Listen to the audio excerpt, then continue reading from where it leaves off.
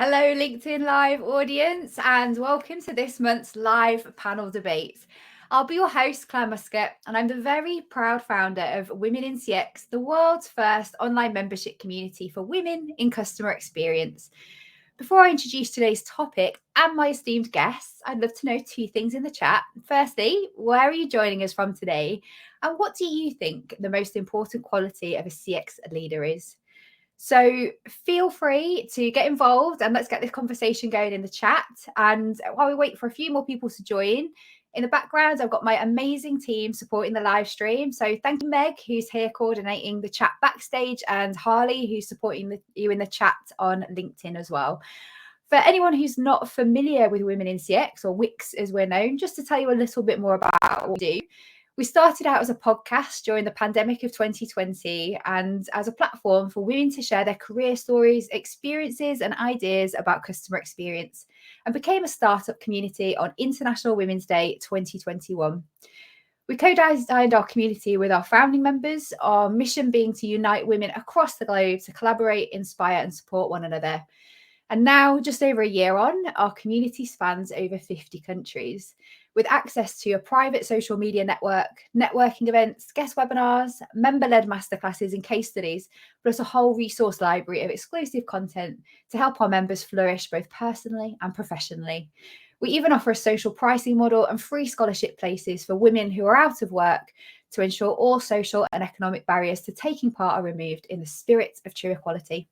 We're also on a mission to amplify the voices of women in our industry, hence taking what was previously a roundtable discussion we held inside the community live to you, our audience here on LinkedIn today. So just a reminder of what we're discussing. We're here to talk about customer experience leadership and how to become a highly effective CX leader. But before we start, let's see who's here. What do you think the most important skill of a CX leader is? Let's see if we've got any comments in the chat yet. Okay, so Sangeeta's saying that CX leaders need to be collaborative and inspiring. Totally agree with you, Sangeeta, over in India. And yeah, feel free, anyone else who wants to add their comments in the chat there, let us know where you're from and what you think the most important quality of a CX leader is, and I'll keep an eye on the chat there as well. So may as well get started and introduce our topic for today. And is that in today's increasingly complex operating environments, the role and remit of the CX leader is evolving at pace. Depending on the industry, sector, subject to significantly different challenges, it's becoming increasingly clear that there's no one-size-fits-all definition or approach for customer experience anymore. But are there a set of core competencies required to be a highly effective leader and succeed? And if so, what are the skills and qualities we need to have an impact and influence over entire organisations? So I'm about to be joined by our amazing panel of experts from the Women in CX community. And we're going to be discussing the challenges faced by CX leaders striving for better customer and employee experiences. And we're here to debate the merits of different approaches to leadership and provide very practical advice and tips on how to become more effective. So, audience, we'd love you to get involved by commenting in the chat and asking questions. And our final 15 minutes today will be dedicated to asking the panel your biggest questions too. So, without further ado, please welcome on stage our CX queens, Gemma Colby, Head of CX at Yale, Susanna Backey, Senior Director of Global Customer Experience at CX, and Chantal Botha, Founder and Managing Director at BrandLove. Hello, ladies. Welcome, welcome. How are you doing today? Great. You good? Yeah, amazing. Before we start our chat, I'm just going to read out some more of the comments that we're seeing coming up from the chat window. So Remy saying that a CX leader needs to be bold and try new things, even when others think it's a leap in the dark. Amelie is talking about resilience and openness and humility. Oh, I love that. Tess from BrandLove. Hi, Tess. Is saying you need to have empathy for those inside and outside the organization. Lovely Mindy. Hey, Mindy. Hello from New York. Another agreement on the open mindset. Loving that. Oh, Michelle in Staffordshire. A great leader is a great communicator, listener, and someone who's authentic and there for their team. And yeah, Michelle, I know you're recruiting top talent into leadership teams in customer experience. So yeah, great to have so many amazing women from all over the world who have tuned in to listen to our awesome panel today. So ladies, welcome. And welcome to everybody on LinkedIn Live as well. So let's kick off with some intros. So ladies, could you share a little bit more about who you are, where you're based, and really importantly, how are you connected to the subject of CX and leadership? Who are we going to pick on first? I'm going to go for Gemma because she was smiling. So hello everyone, I'm so excited to be here. I'm Gemma, I'm based in Reading in the UK, so about 45 minutes outside of London. I work for Yale, so that's a UK-based company as their head of customer experience. My team's role is to identify, lead and drive end-to-end improvement in our customers' experience. And often that means bringing the voice of the customers into the conversation. So we're renowned for saying, how would that impact our customers, which is a really powerful question. I'm passionate about CX leadership as customer experience itself is establishing at the moment as a discipline, and I think it's critical to the success of businesses across the globe. And I think us as professionals have a really important role to play in bringing people together. So there was lots in the comments about collaboration and making sure we're leading a customer-first conversation that ultimately makes a business more successful. So being a leader in the space is understanding that that's your role and you make it happen and you hold space for others. And over the last 2 years at Yale, we've undergone a significant transformation as we talk about, in how we talk about our customers and how we approach them. And we've seen some great results from that. And off the back of that, we entered into some awards last year with the UK Customer Experience Awards. And I was fortunate enough to be named UK Customer Experience Leader of the Year as recognition for the work that we've done and the work I've done. So this is something I'm really passionate about, and there couldn't be a discussion I'm more excited to join. Oh, I love that. And yeah, biggest congratulations on your awards from last year. Much. So proud of you. Okay, so Chantal, hit us. Tell us a bit more about you. Amazing. I'm also super excited. So I'm Chantal. I'm based in Cape Town. I'm the founder of BrandLove. And I find it irresistible to not want to help brands just become loved. I'm like a little bit like the love doctor for brands. I don't think brands should just look for satisfaction from their customers and their employees. I really think it's not difficult to be loved. It's just having that recipe, and I love sharing that recipe, and that's really my angle and my attraction to customer experience. I love it. And there seems to be a lot of people from Cape Town here today, so showing up in support. Hey, Gemma, you were there from there originally as well, weren't you? I grew up in Cape Town, so love it. Yeah, good connection to the CT crew. So Susanna, last but not least, tell us a bit more about you and what you do. And your Hi everyone, I'm also super excited to be here sharing with this wonderful women, this panel, and all of you here. So my name is Susanna, I'm based in Barcelona, and I lead globally customer experience for CX, a company part of Danaher.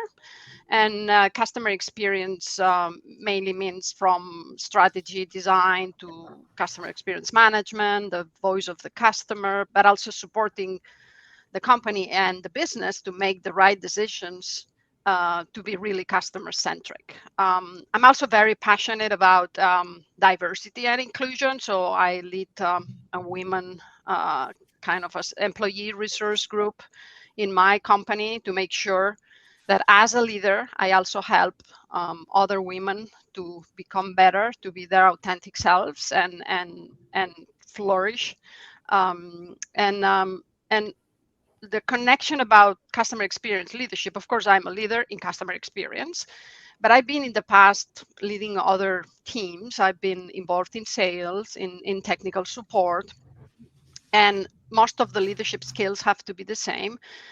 But for customer experience, I find it really challenging and at the same time exciting and interesting, because you need to break a lot of silos, really bring the voice of the customers into the company, and it's a different type of leadership. But I'm super passionate about it after 10 plus years in that role, and that's why I'm here and hope to share with you all the experiences with the other panelists.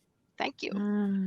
Thank you, Susanna. And I totally agree with you. It's not really a position of power and authority, is it? Customer experience. It's one of influence and collaboration and needing to bring people on a journey together with you. And often like the operational or direct responsibility for delivery doesn't sit anywhere near us. So I'm agreeing wholeheartedly, and with the comments in the chat as well, talking about cross-functional collaboration and being that conduit and that accelerator that brings people together to do that.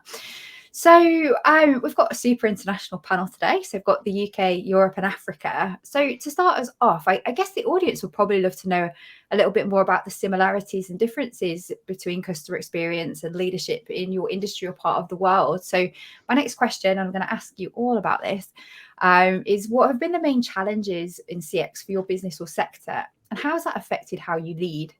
So Gemma, I know you've already mentioned digital transformation, and Yale being a mature brand that's gone through a significant amount of change.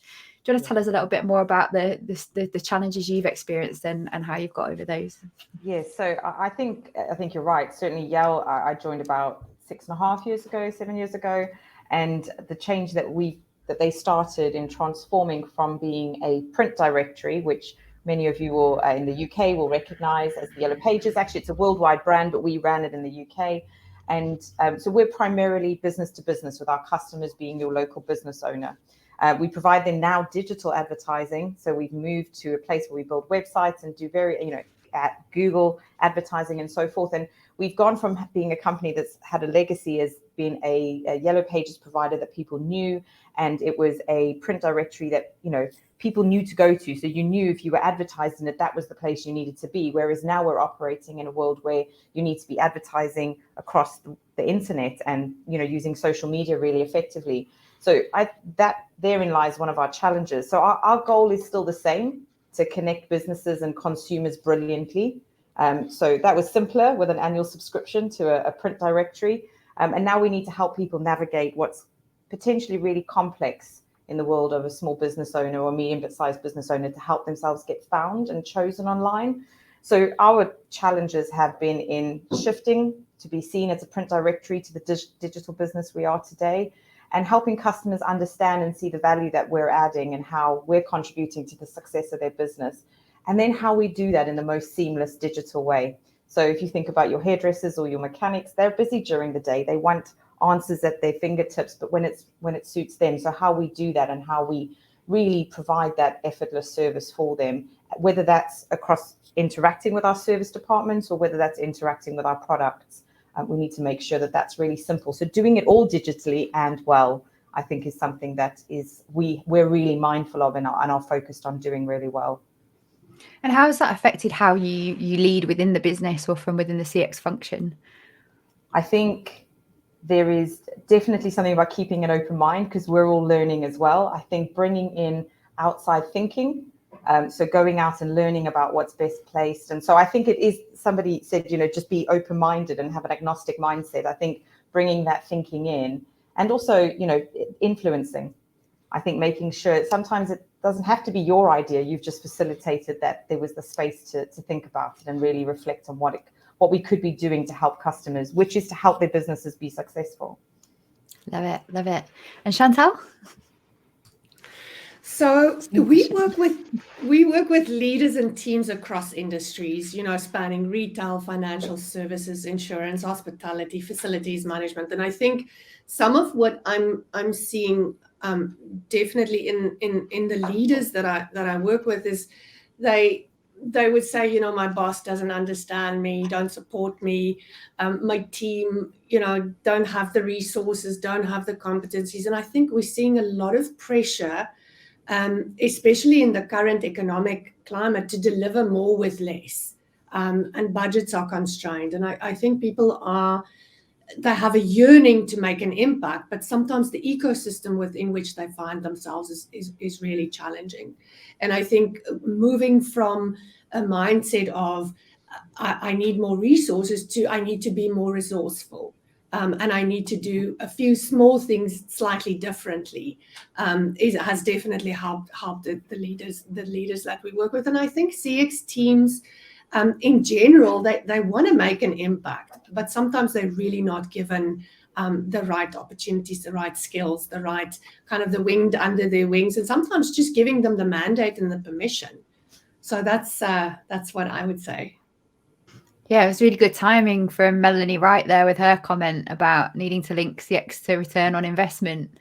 Because I think, especially all the years I spent on the business side, your advice there is really bang on. Being able to start small and demonstrate value is how you get buy-in. Yeah. And I know, having talked to so many women in the community, the thing we all seem to struggle with the most is getting stakeholder engagement and buy-in into customer experience in the first place.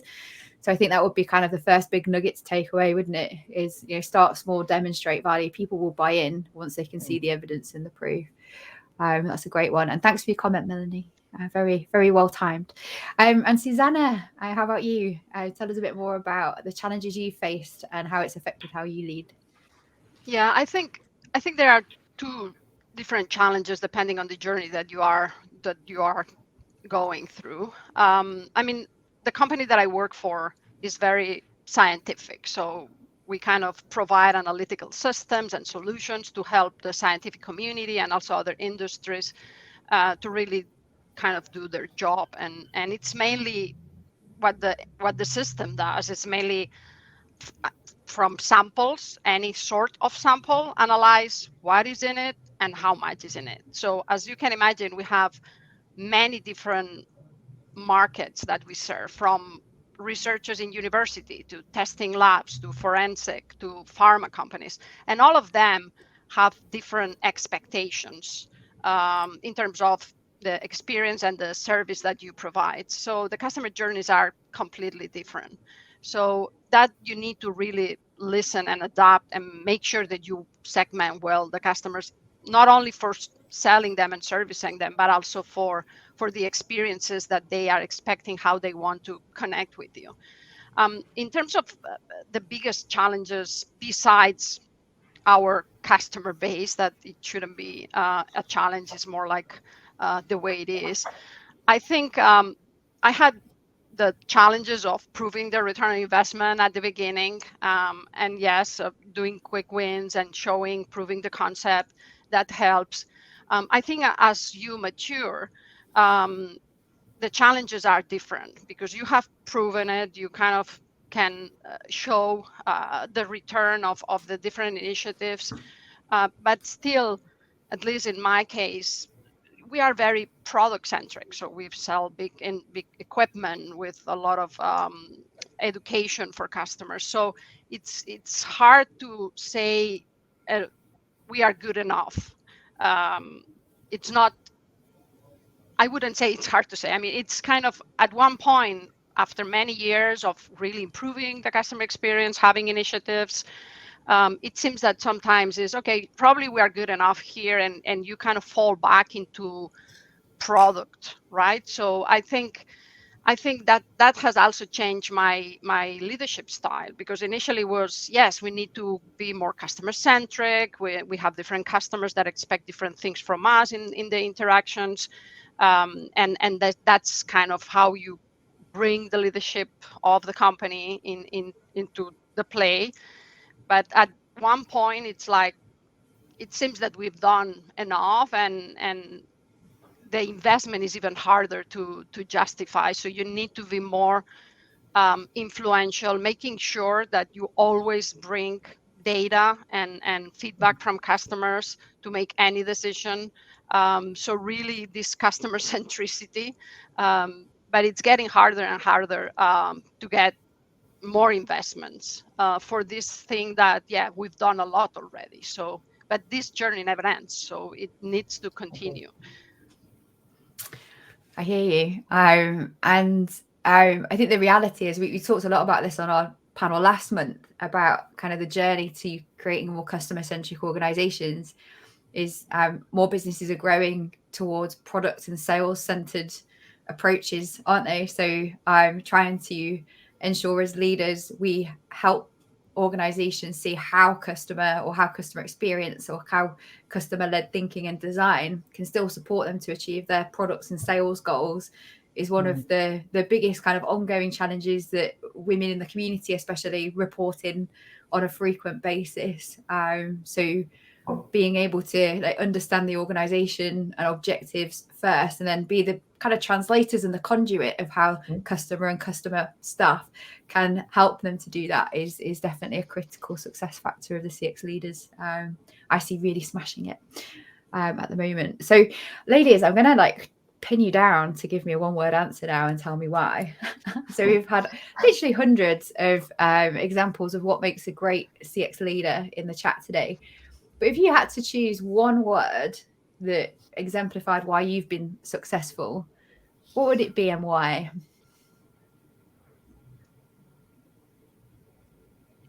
I'm gonna get started.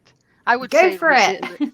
resilience. I mean, because Yes. you're always facing challenges. You're always kind of put down somehow, or getting other things higher priority. Even if you prove the return on investment, even if you align with the values of the company, with the goals and business, you always have to kind of be very very resilient.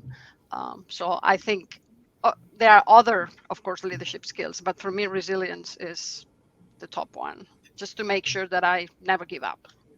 Yeah, I remember once saying to a boss of mine, "Why is continuous improvement so continuous?" And it's true. It is absolutely. It's never giving up. I'll jump in next. My word is interconnectedness. It ties in a lot of what people are thinking. I think the reason is I'm naturally looking for links and connections and patterns across the companies I work for and how that impacts our customers. And that's been the most.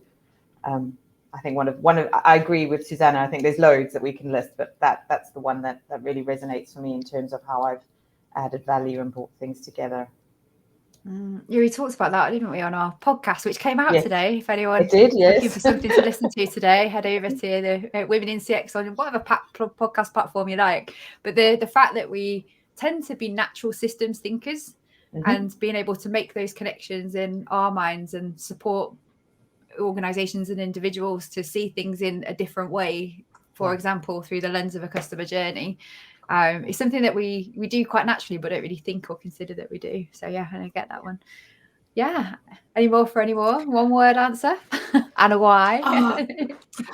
Claire, I struggle with just one word. I'm going to give you a one-liner. A mentor earlier in my career, mentor earlier in my career said to me, like, skin like a rhino, heart like a butterfly. You know, and I think what's made me successful is this ability to be, to not give up and not say no, but to have this soft heart and this kind and empathetic heart. And I think holding those two poles have really, have really gotten me through some tough spaces, and it's gotten me to really work on relationships with people, which is what the business is about, is relationships. Oh, I love that. That's lovely, and a very feminine perspective as well, isn't it? That duality of, developing skin like a rhino, but having to become like tougher, but still be empathetic and human-centered and kind with it. Like we don't have to be like the rhino. We can still be like the butterfly. So I like that. I like that very much. Awesome. So yeah, anyone else in the audience, feel free to give us some more of your one-word answers and why. I know Amelie's talking about emotional intelligence. Melanie's back again. Talking about being able to look at what's next, seeing on the outside, or what innovations are coming from other industries and macro trends, keeping your eyes on the prize externally and bringing that back in as well. So yeah, audience, please feel free, keep adding them in. I'm sure this will be a great thread for people to read on LinkedIn afterwards as well. So next question. Now this is really more about the landscape of customer experience changing so rapidly, and what I mean by that is, the technology and digital transformation is kind of leading the way in a lot of senses, and the reality is that the product centric approach is causing technology decisions to be made and kind of customer experience decisions to be made after. I know, talking to women in the community every day, that they're quite often mentioning, how they're not being asked to design a future state experience where things are becoming aligned to it. They're being asked to kind of make the experience that we're creating through technology as passable as possible. So for me, I think my reflections have been around, customer experience has been kind of placed into these brackets of here's the skill sets you need to do customer experience. And it's very much about customer experience strategy, customer experience, voice of customer experience, this, that, and the other.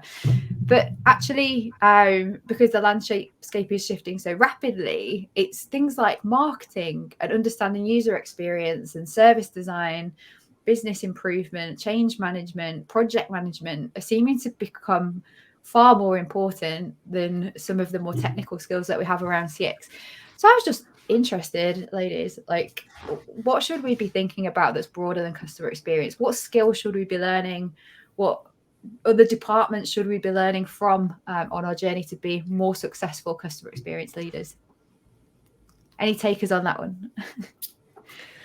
So Claire, I can jump in. I mean, we've been training CX professionals and their teams for the last 15 years, and we have a 5-day program. And often people ask me, why 5 days, Chantal? We just want to learn journey mapping, and we just want to learn, these competency building blocks. And I go, well, you're going to learn that, but you need so much more. And I would say probably 70% of our training course is unconventional things like, we don't like referring to it as soft skills, but there's super skills that you need in order to build those relationships, in order to influence people. Charisma is an amazing skill that you can cultivate. Creative problem solving, storytelling. You influence people through stories, and we love things like visual thinking and improv. And there's so many things that don't traditionally belong in a CX training course that just makes you a better facilitator, makes you a better leader. It makes you sit in your skin much more comfortably, and it makes you influence the organization in a way where you don't have to manage the stakeholders. They just want to follow you because they actually see that you're going places and that you're leading in a very interesting, very inclusive manner. I couldn't agree more. I've had pom-poms right now. I'd be shaking them. I couldn't agree with you more.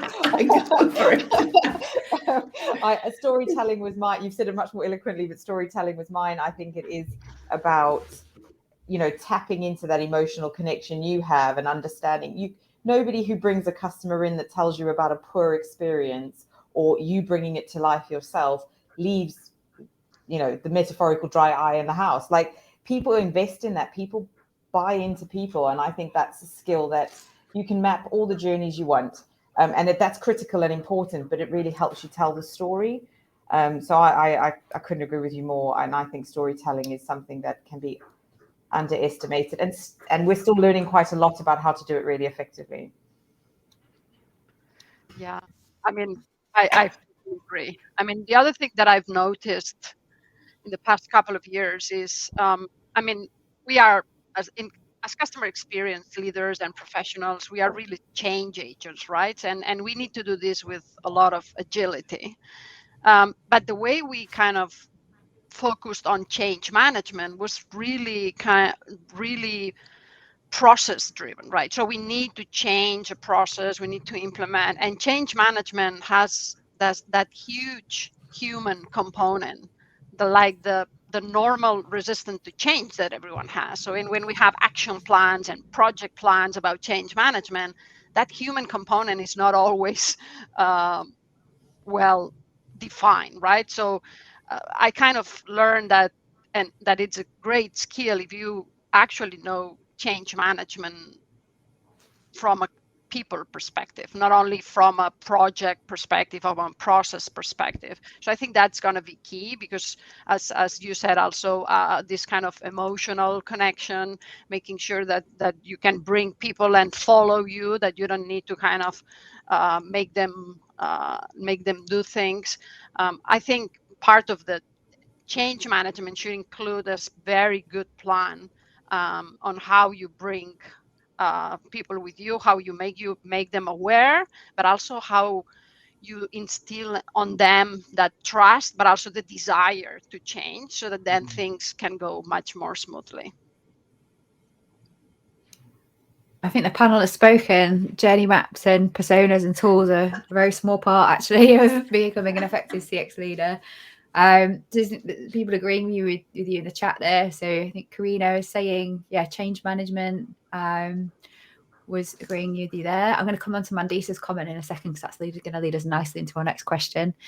Yeah, so Michelle saying, oh, read it for yourselves because it's just come up on the screen. But I think more than ever, business leaders and the board are now listening and more open to CX than ever before. This is where we're seeing the shift in skills and capabilities. As you say, the functions being aligned with more areas such as marketing or IT, etc. As your panel have already established the ability to create a compelling story for data and insight whilst driving influence through engagement and change across processes, people, and technology. And yeah, so Michelle runs recruitment at an executive level, so that's definitely the skill sets people are looking for those big jobs as well in leadership. And yeah, just so it's interesting, isn't it, like where customer experience is aligned to within organizational structures can be very different as well, like whether there's been a big flurry of kind of chief experience officers, chief customer officers sitting at board level, which is great, but I still see the majority of customer experience leaders sitting on their own, attached to a team that don't really understand what they do most of the time, and still facing into that challenge of having to just break ground. I think someone just said she's just started as the customer support lead and having to build like the infrastructure from scratch. I think my first 3 roles in customer experience were all a blank sheet of paper. And still today, we're not kind of moving in these environments where it's already established. A lot of it is us having to establish it on behalf of the organization, taking those like small steps. I think Amelie has made a really great comment there as well, you know, the challenge being about being able to even scale some of the thinking. So a bias towards action, being critical, being able to use things like lean methodologies for actually making stuff happen, which is way more important than theorizing it, isn't it? You know, having this amazing strategy and a voice of customer program, but doesn't actually do anything or change anything, is becoming less and less practical. So yeah, so I was going to come back to Mandisa's comment now. Mandisa's comment in the chat. Hi, Mandisa. Now, I think this is a biggie, isn't it? And it's a biggie that customer experience professionals are definitely struggling with. We always hear the word ROI, don't we? No one can prove the ROI of CX. But having financial and commercial acumen was 100% the thing that made me successful in a big corporate organization. In the end, it took me ages to learn it, and spending time with a lot of very commercial people and seeing how they thought and operated, and being able to really get better with numbers, being able to demonstrate like how what I was trying to talk about made a difference to their numbers, especially, rather than creating my own. So I wondered, panel, how important do you think commercial acumen is, and what are your tips and advice for how CX leaders can get closer to business organizational goals and objectives? Big one. Practical tips, ladies. Yeah. Go for it, Susanna. I mean, I think I think it's so important. And I had the privilege that I was coming from within the company, from a sales background and a sales leadership background. And this has helped me a lot. So of course, not every CX leader can go through that journey, but I really can acknowledge that that kind of sales acumen and business acumen have helped me in my journey. And just not to stay a part of that, what I try to do on a regular basis, and this is at least monthly, is just joining business meetings. I join either forecast and funnel reviews so that I understand how things are going, just maybe within a region or within another region. So I get myself invited to make sure that I keep on top of how the business is going, the challenges that the commercial teams are having. So I think if you are a CX leader and you are not doing that, that's a good thing to get started. You can maybe ask first to just attend. Sometimes myself, even I kind of participate. Initially, it was just to keep myself updated, but it's good then to participate and to find these linkages on how can all the CX initiatives really support either the strategic initiatives that the company has or the day-to-day business. So the sales enablement.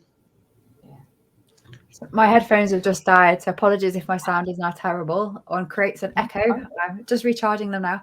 I totally agree. What an awesome tip. Go and spend time with the departments, understand what they're working on, get yourself closer in terms of relationships and understanding to what other people are doing. Then when you're crafting your messages, they're going to land far more on target, aren't they? Because you've got that depth of relationship and understanding.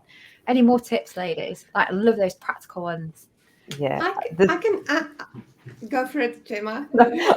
Mine's short. It was just say I think this is absolutely critical, and it's something I've spent quite a lot of time developing over the last few years, because it isn't something I've always done naturally. But I think what Susanna's saying, and Claire, what you said, spend time around people that this is natural to.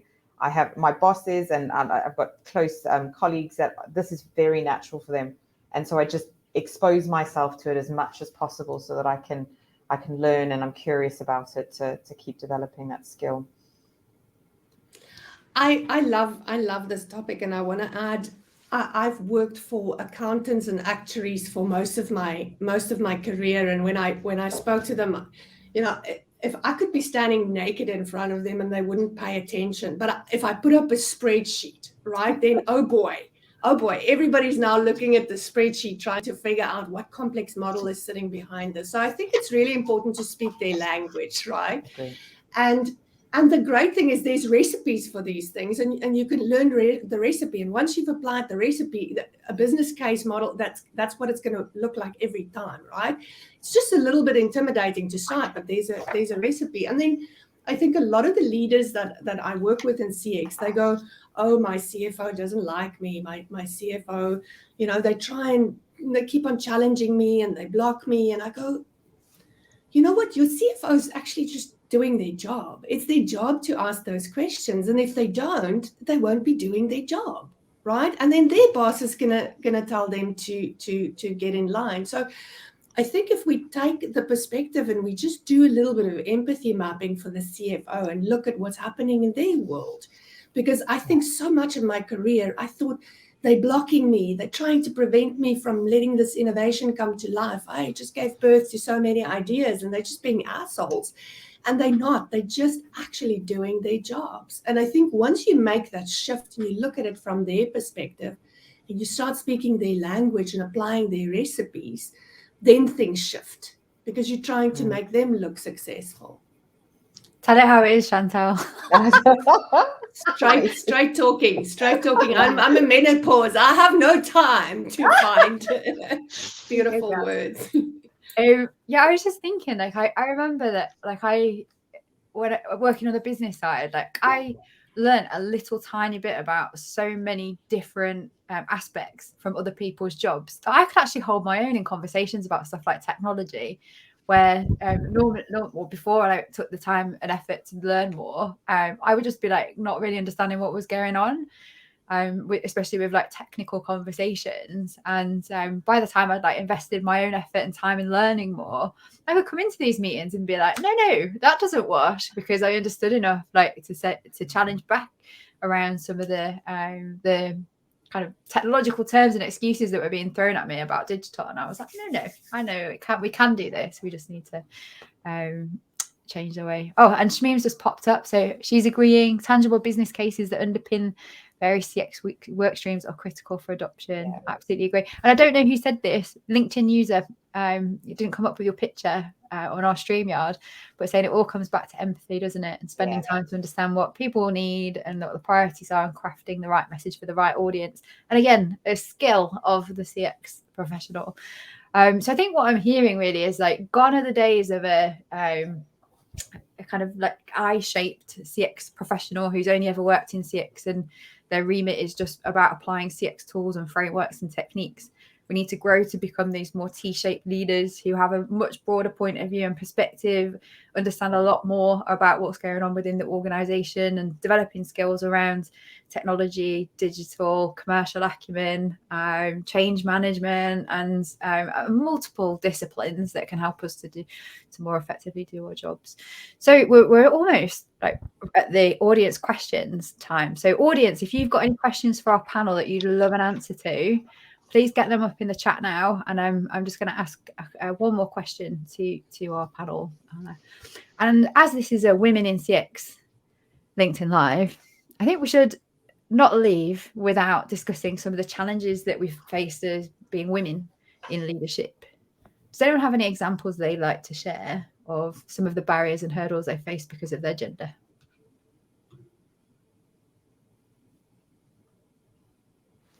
Yeah, I'm gonna get started. So be brave. So, I mean, one of the biggest challenges that I've faced, more from a women perspective, right, is that I'm quite also direct and bold in my speaking, and I'm very decisive. So when I want to do something and it's on me to make the decision, I can make the decision, explain, and just go. So I get a lot of comments and even feedback for me, telling me that I'm very aggressive, right? That I need, instead of saying, yeah, you have a clear ideas or whatever, I'm just aggressive, that I should be more gentle when I kind of communicate. And I'm pretty sure that no one tells any man that they are aggressive or that they are too direct, or and I always say this because I compare with comments from others and to men mainly. And I mean, it seems like positive if a man does it in this way, but it seems that being a woman, you should be always gentle and maybe trying to get consensus. And I'm not saying that I don't want to be gentle and trying to get consensus, but sometimes you just make decisions, you just say things how they are, directly, but then you are aggressive, so you need to kind of be more careful because your aggressiveness may impact others. So that's the thing that I really struggle with and gets me very angry. I must really say. grinds my gears as well. Like, why are women supposed to conform to this nice, ladylike approach to our lives and business more broadly? And then when we show even a hint of assertiveness or directness, then that's a negative thing. And we are being either emotional or aggressive. Aggressive. You're totally right. You hit the nail on the head there. Like, no one would have said that to a man. It just wouldn't happen, like, ever. Ladies, anyone else? Oh, so other people are saying that they've experienced that too, in the comments as well there. So yeah, so we're not alone, ladies. Someone else saying, yeah, so true, being direct somehow makes you aggressive and harsh. Mandisa saying she was told she was too humble. Strange. Anyone else got a little nugget to share of experiencing either gender bias or stereotypes or anything that's just got in the way that's made being a female leader more difficult than our male counterparts? I think just work-life balance and you know, I kind of want to be an overachiever at everything. You know, I want to be the best leader in in my company. I want to be the best mom. I want to be a good wife, not the best wife, because that's like, but I think it's just those roles. Sometimes it's hard for me to not have judgment, because I know, the place where I hang out most is in my work life. And my daughter had a hard conversation with me last year, and she said, "Mom, it feels like I don't know you anymore, because we hardly see you." And she applied for an internship with Brand Love, right? And I appointed her as an intern. And I realized she's doing this intern job because she wants to hang out with me. And I think just sometimes finding the balance, not letting these things compete with each other. And I'm not saying that's just a female thing, but I think I find it hard, because I'd like to be great at all these roles. And sometimes it's hard saying no to a client because I want to hang out with my daughter. And I know the time is so little, they grow up so quickly. Yeah. I don't have children, so it's hard for me to relate to that. But it just did make me think there of the expectation that it's more of a woman's job to do all of those things, to be a good wife and a homemaker, and there is less expectation on men to be that way. So if dads are dropping kids off at school, they're getting like applauded for being, really present and like taking their kids to the park. What a great dad. Whereas women, it's just like, you're supposed to do that. And I think I would love to see a world where it was more balanced and more equal, and that we didn't have to experience things like mum guilt if we wanted to have both and share the parenting without such responsibility. Little feminist rant over there. Couldn't be on Women in CX live stream without being feminist. And Claire, I just have immense gratitude, because I've got such a supportive husband, right? He's given me all these opportunities, and I wonder, some days, I chat to women leaders who don't have that. So I do think there's a bit of accolades for men that support their wives that have chosen to be career women. Interesting. Any more, and then we're going to go to panel questions. I've got a couple ready. Yeah. Just very quickly, from Mandisa's comment about being humble, I think there was something that I've really had to battle with myself, where it was seen as quite a masculine thing. So not necessarily always men, but quite a masculine thing to shout your triumphs from the rooftops. That really doesn't come very naturally to me. And it's something I've struggled with, is it going to hold me back in my career? How does that work? So I think that maybe there are men that struggle with it, but I feel like that is quite a masculine thing to be more proud about it. And it's something that's, at times I've wondered whether it would hold me back in my career. And Heather's just, I think, a perfectly timed comment. Oh, there we go. Like, standing in your success as a woman can come across as boastful or conceited. And yes, Heather. Yeah. Which isn't right, is it? We should be able to shout our tutor vuvuzelas, as we say in the community. But the amount of times like I have to like say to somebody that I can't be, I'm not sure I could have that job title, it seems too big, like I'd rather just drop down to this level if you're going to call that me that one. I'm like, well, why? Like, if it's a big role in a smaller company, you should take that higher job title, even though it feels a little bit intimidating because you haven't had director in your job title before. Or like even reminding women to shout about their achievements. So Gemma, I had to force you to say that you were CX Leader of the Year today. We should all be standing proudly in our achievements for sure. So thanks everybody for all your amazing comments. So we're going to go to questions now for the last 10 minutes or so. So we have a LinkedIn user who's anonymous because unfortunately their name didn't come up in the chat today, but she's from Cardiff and has just joined a startup as a customer support lead and will be building her own team as and when she needs to. And she's putting everything in place right now, structures, support, platforms, etc.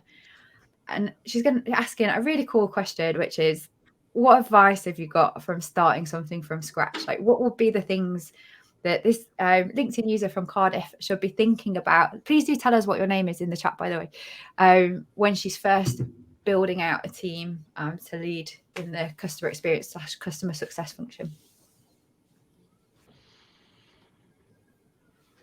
What would be your top tips? So I'll jump in here. I think immediately when I think about anything like that I've done in the past, it's always come down to the people I surround myself with. So I know that lots of the structures, I mean, your safe space, your sounding boards, your network, whether that's inside your company or outside your company, having those people mean that you get a space to build that resilience that Susanna was talking about, and have those people supporting you and testing your ideas out and helping you succeed. I've had it through Wix over the last year, and I have it within my company as well, and wouldn't be without it. I think that support makes all the difference in terms of you getting the opportunity to make a success of what you're doing. Love it. Any more tips from starting a new team from scratch? I have a bit of practical advice just around, starting with the end in mind. So we often use a technique where we say, if you look at your newly created competency 2 years from now, what are some of the things that you want to celebrate? What's that PowerPoint pack going to contain for the board to say, this is what we achieved, this is what we delivered, this is what we celebrate, this is the results we got for the organization. And then design that, reverse engineer what you want to celebrate into a really good design of a team structure, of the methods and the recipes you're going to use, of the stakeholder relationships that you're going to nurture, the governance that you want to establish. Sometimes we're so overwhelmed by how to start, instead of thinking, okay, fast forward, how do we want to end this book? What is the last chapter in my book, my tenure at this company? What am I going to celebrate, and what will I be known for in terms of what I achieved? And I'd just add, if you're working in a new startup, it's going to be really, really tough. There's no two ways about it. You'll want to design perfect, but that will never be possible in a time frame that's achievable. So I would just encourage you to just really think, what's the minimum viable experience that we can deliver, and what do I need to do that? And just trust yourself that you will be able to build forward from a starting point, and just make sure that one is super solid. And when it comes to hiring your team, having gone through a year of startup life myself and having the most amazing women around me, is really hire for the right attitude and aptitude, and teach the skill, because honest to God, it makes the boat go so much faster when you've got incredible women around you. So big shout out to Megan Hardy there, here in the background. Okay, another one. So what's your take on EX and the impact of employee experience on customer experience? Next question. That was from Morelli. So for me, it's two sides of the same coin, right? We see a lot of companies heavily investing in customer experience because they want to drive the profit numbers up. But if they don't do the same, very often those initiatives are short-lived, because unless you live inside your organization amongst colleagues, the same experience as what you want to give your customers, it's like putting lipstick on a bulldog. So I really do think that change starts on the inside. It really starts with, what is that colleague experience, and how do you treat an employee from the time that you interview them to the time that they leave to go to another company, and also the ones that are not employed. You want them to still love your brand and support your products, even though they didn't get the job. And I think often companies are much more likely to spend, hey, we're losing customers, we need to try keep them, we need to get them to have a bigger share of wallet, rather than thinking about the employees, which are the real brand warriors that deliver your experience on a daily basis. Yeah, and I just add to that unblocking operational problems for employees can have a much bigger impact on your overall customer experience than any kind of employee engagement initiative or voice of the employee program. Just actually listen to them and fix the problems that are stopping them from doing a great job is the fastest route to improvement. I'm just conscious that we've got quite a few questions, so I'm just going to get one answer from each. One answer from each of us, but this one grinds my gears, so I have to pull this one out. So Montserrat is asking a question that I think every single woman that joins the community has at some point asked me, but I've never ever been asked this question by a guy ever. What formal training or certification, any suggestions? So I just have to say, I have never done any formal training or certification in customer experience, and having work-based experience is worth just as much. Agreed. But I think there's something about feeling like we have to justify this through certificates and training courses that we need to question. Is it something that we really, really need to do, or are we doing it because we're worried that people won't believe us? And that isn't because we shouldn't be believed. We have the skills and experience if we've been working in that space for any amount of time and demonstrated our own results. And I just feel like I just have to call out and say, just question, like, what's the reason and the motivation? Is it to develop your skills as a professional? If it is, amazing. If it's to get a stamp of approval because you don't feel confident, that's a whole different kettle of fish. But that's just my opinion. Whereas Chantal, I'm sure, will have a completely different answer. So when I started out, I mean, I remain hungry for learning, and I think I'll lie on my deathbed and still be learning something from someone. I went around and I found the biggest CX experts, the people that have written amazing books, Lou Carbone, Colin Shaw, and I hung out with them and I spent as much time with them learning from them. I think now, without shamelessly marketing, our training programs, I think, sometimes you need these building blocks and you need to go to various training programs to get those building blocks. And I think what we've tried to do is give you a one-stop place. But aside from that, not just the academic learning, I think the practical work is so important. And so many people come to us and say they want to write the CCXP exam. And, if they want to feel good and that's going to give them confidence, they've got my blessing. But I think some people are boxed in by their role. They get to do either journey design or they get to do voice of the customer, but they don't get the spectrum of all the things that you need to do in terms of culture transformation, in terms of some of the strategy stuff. So I do think there's a place for, getting like really solid training, getting nice practical experience. And if it's going to make you feel, we provide an exam. If it makes you feel good to, ace your exam, I think, people need to do what's going to give them the confidence and the wind under their wings that they need to go and make an impact. There's just way too many experiences that suck in this world. So I agree with Claire, whether you've got the certification or not, just go and fix some broken experiences because there's way too much of that. That's good to have a balance of opinion and point of view. Well paneled there, girls.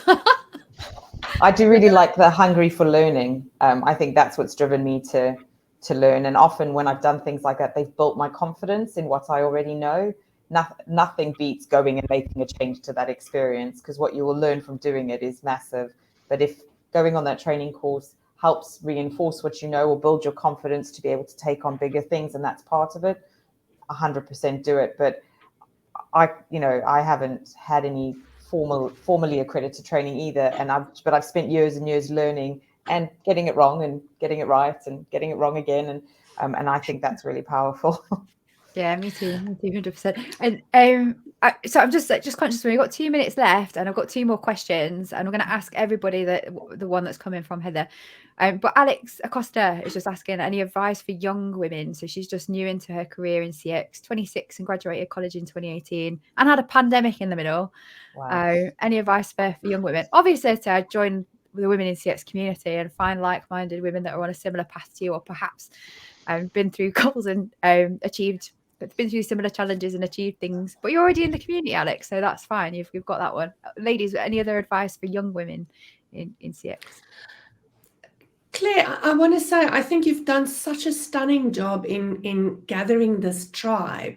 And there's so much knowledge and so much love and so much acceptance in this tribe. I would say, hang out with this tribe of amazing CX warrior women. You're going to learn from them.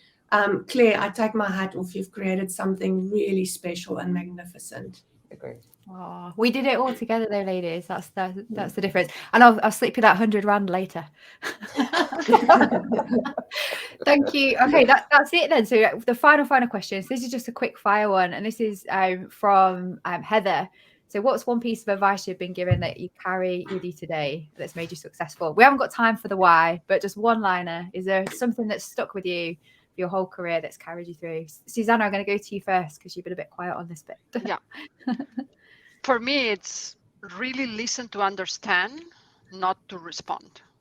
So, and with this, you really get this empathy. You really kind of can do things differently, not just listening to make sure that you can reply.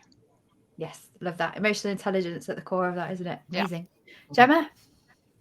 It's not your job to know all the answers. It's your job to ask the right questions. Nice. Yeah, one that'll stand you in good stead in CX as well. And Chantal? Anything is possible. Don't limit yourself. That was just perfect. Thank you so much. So that's it, everybody. Our LinkedIn Live for this month is over.